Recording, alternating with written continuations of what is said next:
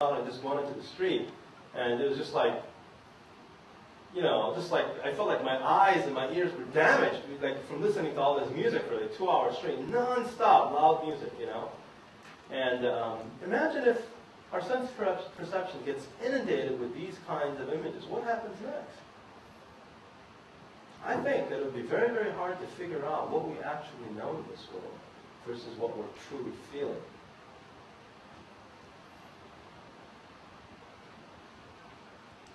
Here's a sample from O magazine. This is Oprah's magazine. And this is written for teenagers. Now listen to these words. There's something about truth-telling, and we know a world that has lost its connection to truth has lost its way. You can clutter this up by saying that there are many different kinds of truths. Big truths, little truths. The truth of fact, the truth of metaphor, the truth of lies, the truth we feel in our hearts. For me, truth-telling is not about what's right or wrong, good or bad.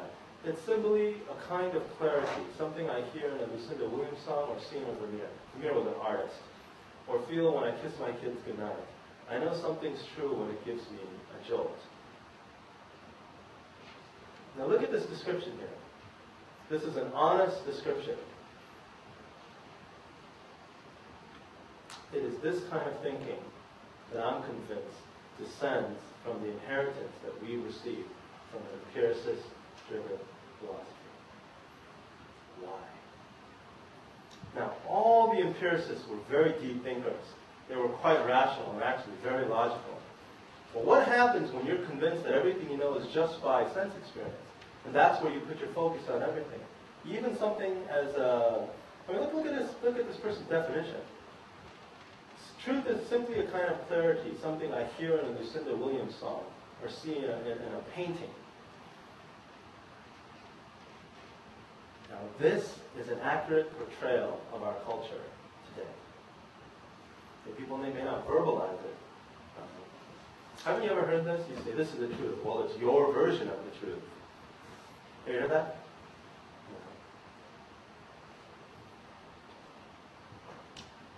So, let me just separate this into thinkers and feelers, and we nuance this problem a little more. Now, the spiritual heritage of an empiricist-driven philosophy, or sense experience, is the ultimate and only source of knowledge.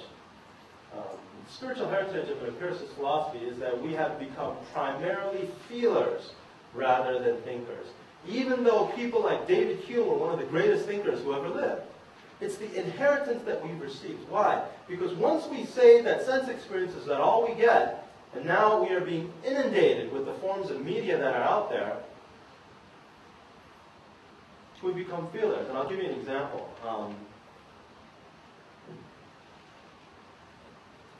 There's an excellent book by Neil Postman called Amusing Ourselves to Death.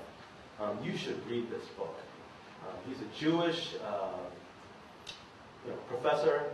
I don't know if he still teaches, but he used to teach, I think, at NYU. But this is, every Christian in this modern age should read this book. He talks about media and the presidency. And presidential debates before 1984 were always centered on the issues. So like even debates, some people would go up there and they would just kind of read a manuscript.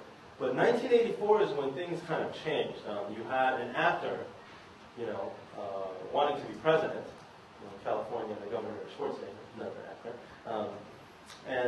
Let's listen to what Reagan versus Mondale. Let's listen to what Postman says.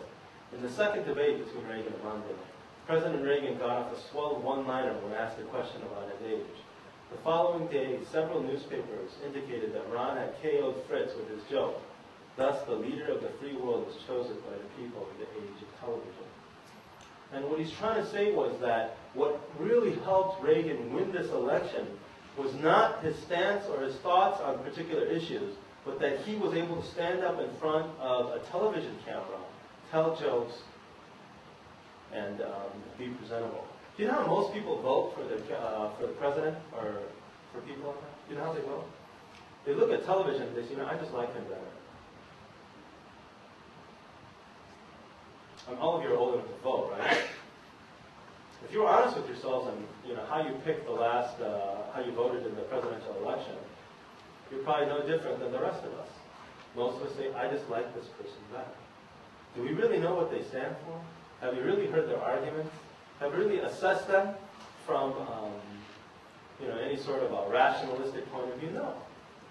And Postman is saying, this is what happens.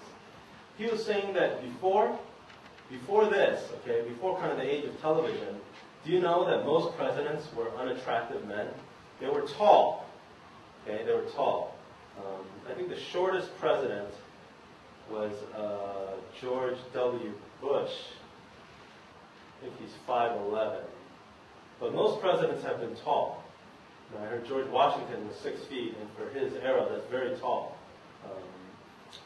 Presidents were physically bigger men. They were leaders. But at the same time, if you look at kind of these pictures of presidents, they're kind of funny-looking dudes. Why? Well, they weren't like the aesthetic, that's not who they were. They were like basically scholars. They were into reading, they did debates and stuff. But afterwards, kind of like the first good-looking president was when television first started becoming man. You know who that was? It was JFK. And someone made this funny joke that basically, ever since then, if you compare two candidates, the better-looking candidate won. I don't know how true that is. But notice that you can't be elected president now unless you're presentable in appearance, right? Edwards, John Edwards, when he got criticized for getting, $500 haircuts, right? Bill Clinton gets criticized for wearing $5,000 suits. He also gets $500 haircuts.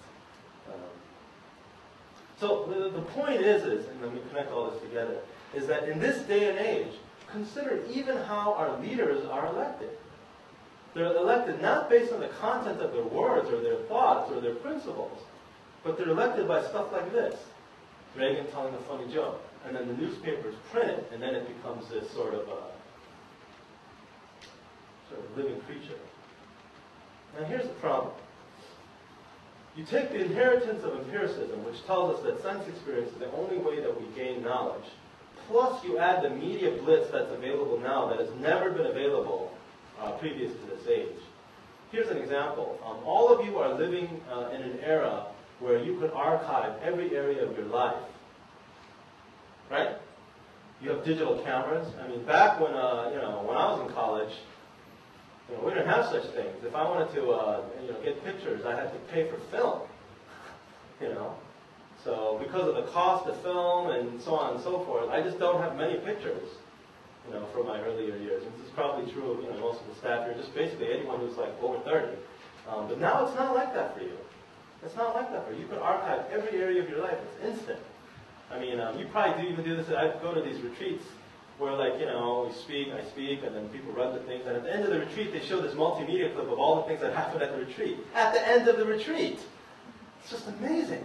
And again, what is that? It's this media blitz that we're going through.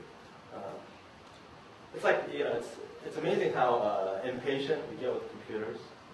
I remember the original IBM XT. I don't even know what the processor speed on that. I think it was maybe an 8 meg hard drive, 256K RAM or something. It's like the original machine. And, I didn't know it was fast or slow, but nowadays, when you're loading up Microsoft Word and it takes just a quarter second longer, you're like, come on, why is this thing so slow, So even the way we view, access, how we want things, the media blitz has really given us this problem. So what happens when we get the inheritance of empiricism plus the media blitz? Let's look at a few examples, and I think that these video clips will help illustrate what I'm talking about. Okay, let's look at clip 1. Can we kill the lights? The first video clip.